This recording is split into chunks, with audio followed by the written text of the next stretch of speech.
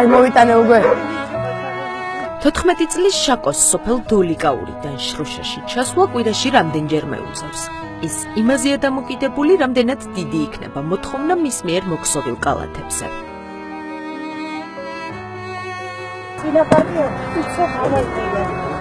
კარგია.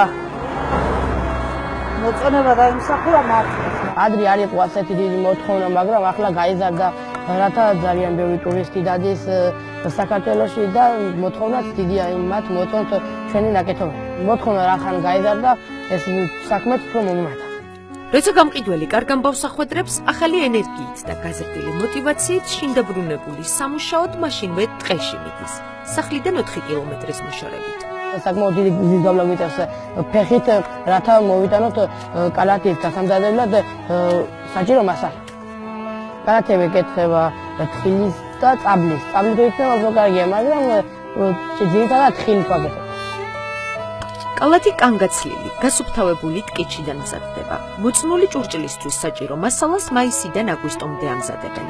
ამ პერიოდში ხეწყლიანი და თბილია, ადვილად დასამუშავებელი. ზამთარში მუშაობა შედარებით რთულია.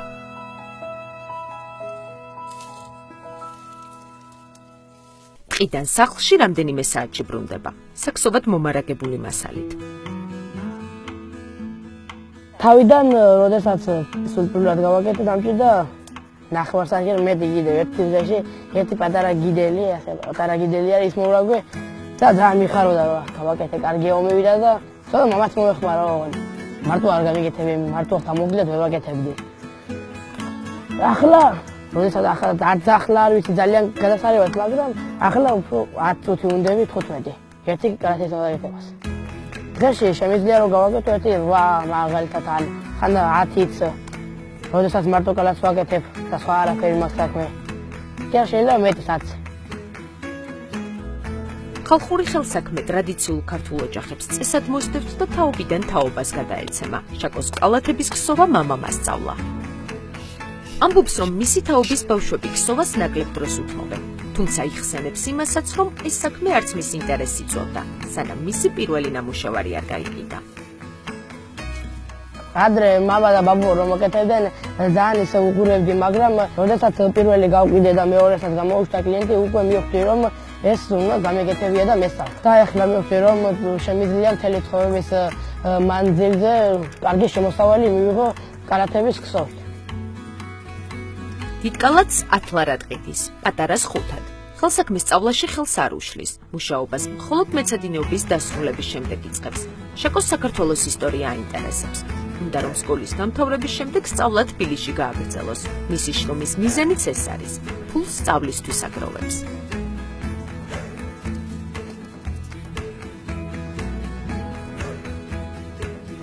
ხოლო ერთი წელია რაც ჩემი ნამუშევრები კარგად იყიდება და ამ რითაც ამ ფულს რითაც ამ კალათებით ვშოულობ, მე იშვიათად ვხარჯავ, რათა როდესაც ჩავაბარებ, რომ გავამაგეს ის ფული. მაქვს უკვე გარკვეული დანაგზობი და თუ ასე გავაგზავნებ, ალბათ კარგად მოვაგზავნებ. როდესაც სკოლაში დავამთავრებ და ჩავაბარებ, უკვე მთლიანად მექნება ჩემი სწავლის ფული. ძალიან მიხარია რომ ეს საქმე ვისწავლე, რათა როდესაც სამსახურიც რომ ვერ ვიშოვ, მაინც მექნება შემოსავალი. ან როცა ვიმუშავებ, ეს იქნება ერთ-ერთი დამატებითი შემოსავალი წყარო. შაკო გვიყვება, რომ მის კალათებს მყიდველი ყოველთვის ყავს. განსაკუთრებით შემოდგომაზე, როცა ხურმა და ვაშლი შემოდის. ზოგი პატარა კალათს უკვეთავს, ზოგიც დიდს, ზოგი ტელეფონზე ურეკავს, ზოგიც ადგილზე მიდის. მე-9 კლასელი ბიჭი ფიქრობს, რომ საქმის კეთებას ყველა ადამიანი ბავშვობიდან უნდა მიეჩვიოს. არავითარი აზრი არ აქვს, რა პროფესიის იქნება ადამიანი, მთავარია იპოვო შენი საქმე. საქმე, რომელიც გიყვარს და საქმე, რომელიც საკუთარ შემოსავალს მოგიტანს.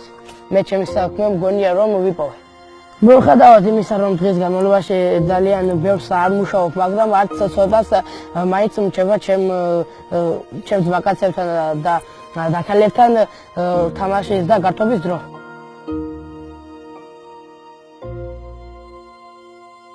თოთხმეტი წლის შაკო სვიანაძე სკოლას 2 წელიწადში დაამთავრებს.